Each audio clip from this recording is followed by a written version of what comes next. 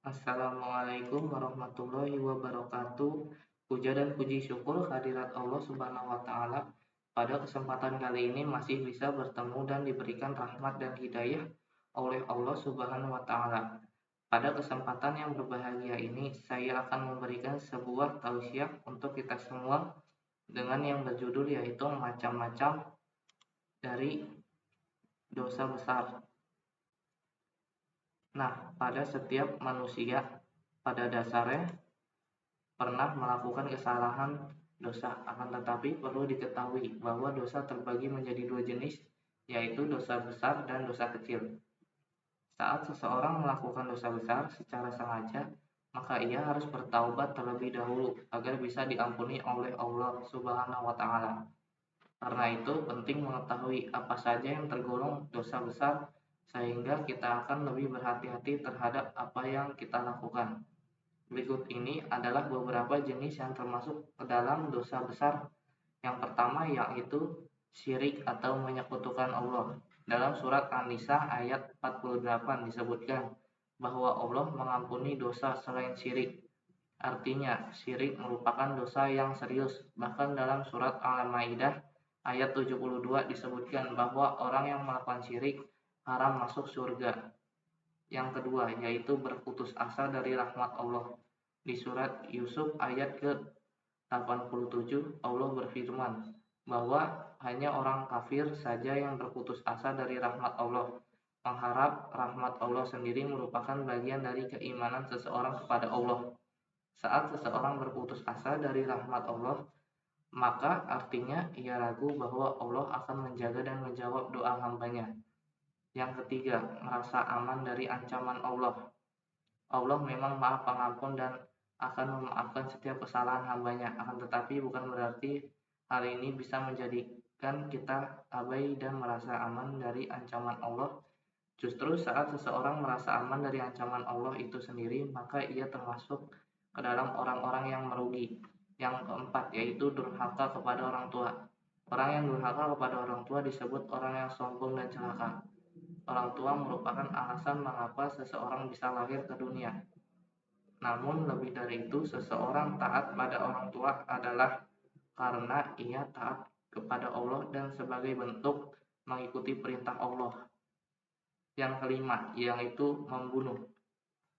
Seseorang yang mengambil nyawa orang lain, khususnya seorang mukmin dengan sengaja, maka Allah mengancamnya dengan neraka jahanam. Bahkan dalam surat An-Nisa ayat 93 dikatakan bahwa seorang pembunuh akan kekal berada dalam neraka jahanam selamanya. Yang keenam yaitu menuduh wanita baik-baik, melakukan zina.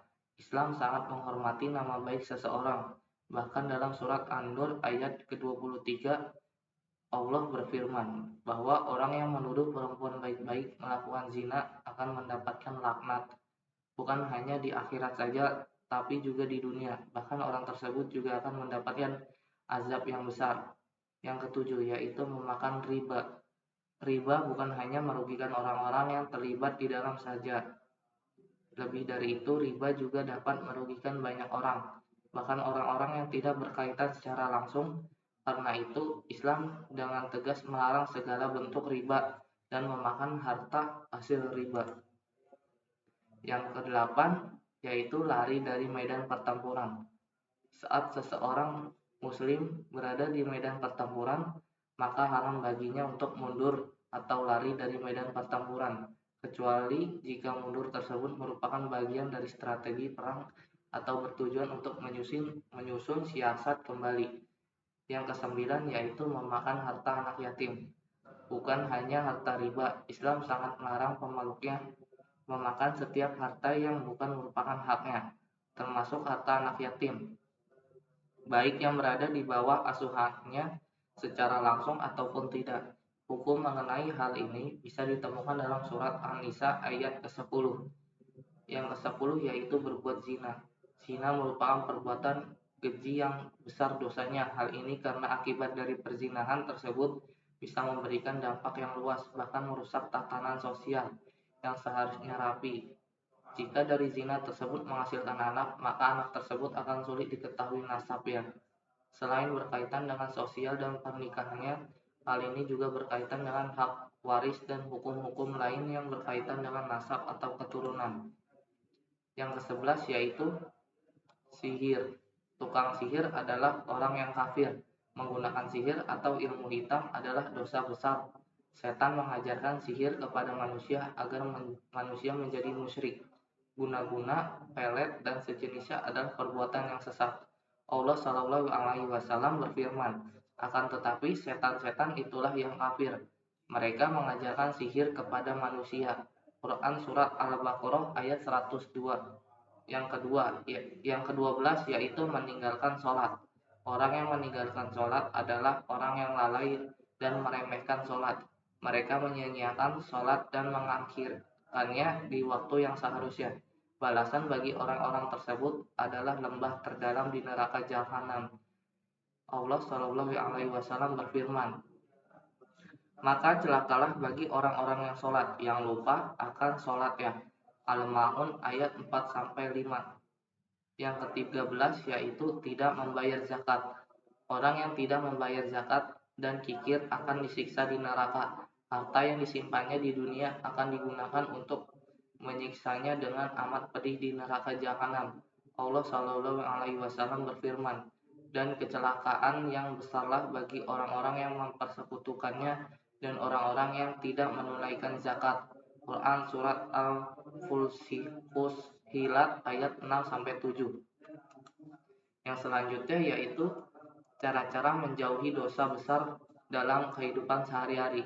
Yang pertama yaitu meningkatkan keimanan dan ketakwaan kepada Allah Subhanahu wa taala dengan cara menjauhi perbuatan-perbuatan yang bisa merusak akidah, tauhid, gemar mendatangi majelis-majelis zikir dan ilmu untuk meningkatkan semangat keislaman, membiasakan diri mengerjakan ibadah-ibadah sunnah seperti sholat tahajud dan duha. Yang kedua yaitu selektif dan berhati-hati dalam memilih kawan dan sahabat. Yang ketiga yaitu menegakkan amar ma'ruf nahi anil munkar di tengah-tengah masyarakat. Yang keempat yaitu meningkatkan kesejahteraan dan kualitas hidup masyarakat. Yang kelima yaitu menyadari dengan sesadar-sadarnya bahwa apabila melakukan dosa besar akibatnya sangat fatal yang akan menimpa pada diri sendiri juga. Yang keenam yaitu tahu bila perbuatan dosa besar akan membuat gundah, merasa selalu bersalah dan jiwa menjadi tergoyang. Disiplin dan khusyuk dalam menjalankan ibadah kepada Allah Subhanahu wa taala, misalnya menjalankan ibadah sholat sebagaimana firman Allah yang berbunyi yaitu inna sholawata tanha anil fahsya'i wal munkar, yang artinya doa dilarang dari kecabulan dan mungkar. Quran Surat Al-Ankabut ayat 29. Selanjutnya yaitu hadis tentang bertaubat. Artinya dari Abi Burdah, dari seorang laki-laki dari sebagian sahabat muhajirin, beliau mengatakan, kami telah mendengar Nabi Muhammad bersabda, wahai ingatlah manusia, bertaubatlah kamu sekalian kepada Allah dan mohonlah pengampunan kami sekalian kepadanya. Maka sebenarnya kami bertaubat kepada Allah dan kami mohon pengampunan kepadanya pada tiap hari 100 kali atau lebih.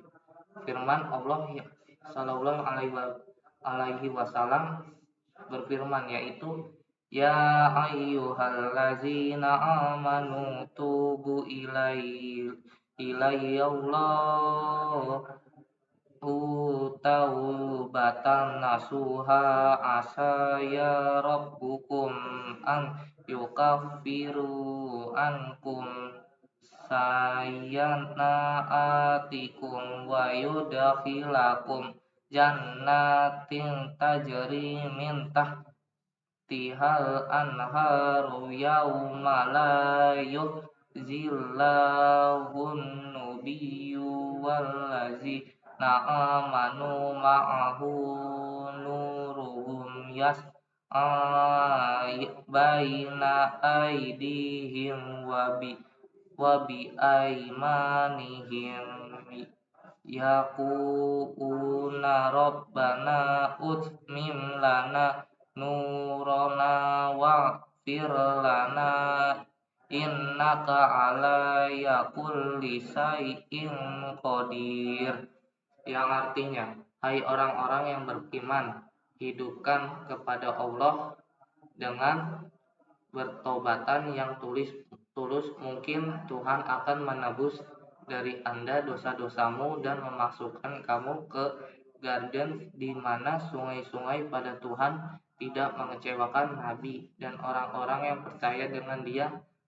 Norma mencari antara tangan mereka dan iman mereka berkata, ya Tuhan kami, lengkapi kami cahaya kami dan ampunilah kami bahwa Anda segala sesuatu. Quran Surat At-Tahrim ayat ke-8. Selanjutnya yaitu sesungguhnya Allah membentangkan tangannya pada malam hari agar bertaubat orang yang berbuat jahat di siang hari, dan Dia membentangkan tangannya pada siang hari agar bertaubat orang yang berbuat jahat di malam hari sehingga matahari terbit dari barat atau kiamat. Hadis riwayat Muslim. Barang siapa bertaubat sebelum matahari terbit dari barat, niscaya Allah menerima taubatnya. Hadis riwayat Muslim. Dari hadis di atas dapat dipahami bahwa orang-orang yang bertaubat sebelum datangnya hari kiamat akan diterima taubatnya. Begitupun sebaliknya. Demikian halnya dengan permohonan ampun seorang yang hendak meninggal dunia. Taubatnya tidak berguna baginya, sebagaimana firman Allah Subhanahu wa taala. Rasulullah Shallallahu alaihi wasallam bersabda, sesungguhnya Allah menerima taubat seseorang hamba selama nyawanya belum sampai di kerongkongan. Hadis riwayat At-Tirmizi dan ia menghasankannya. Sekian dari saya. Terima kasih. Bila ada kesalahan atau perkataan yang kurang berkenan, mohon dimaafkan. Wabillahi taufik wal hidayah. Wassalamualaikum warahmatullahi wabarakatuh.